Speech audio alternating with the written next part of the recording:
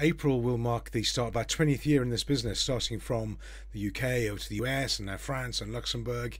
And we've learned some cool things on the way. So I thought I'd put together a series of quick bite-sized videos with a couple of tips and tricks that I've learned over the years, I suppose, and sort of share them as we go. First up, I want to talk about sort of achievement and goal setting and making things happen. And in my experience and my learning is through these nearly 20 years now, is there are two types of constraints. There's external constraints, market, people, product, quality, all those sort of things. And there's internal constraints for us as individuals, our beliefs, attitude, mindset, values, goals and targets and ambitions. And when I normally start working with somebody, it's normally the external constraints we look at first in terms of putting strategies and tactics in place.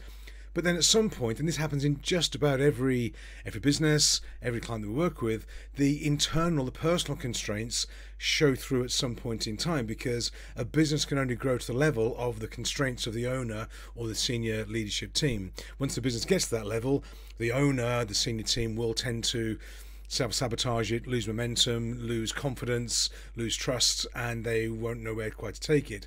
So really we have to manage both of these and develop and learn with them as go along.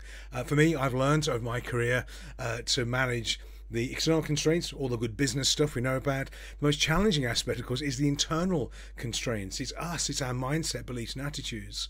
So when you're looking at growth and success and achievement, everybody talks about marketing and sales and all the good stuff out there like that.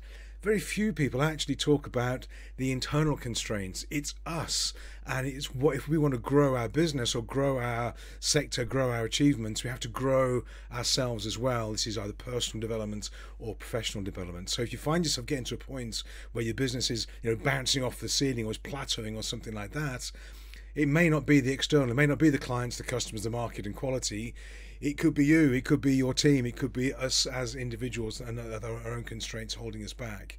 So I've learned that, it's what I do. I've seen it a lot over the years and learned it for myself a few times as well, obviously. But there you go. So just consider that. Is it the external constraints holding you back, or maybe it's your internal constraints holding you back? Both can be broken through, both can be corrected, but make sure you're working on the right thing. Too many people throw money at external constraints, do more marketing, and they're not working on the internal constraints, or vice versa, where actually they're good to go, they're ready, they're for it, all good. They keep on working on themselves and they forget to invest in the business as well. So both can work against us. So there we go. External constraints or internal constraints. Which ones are you working on? Which ones are holding you back? Both can be fixed.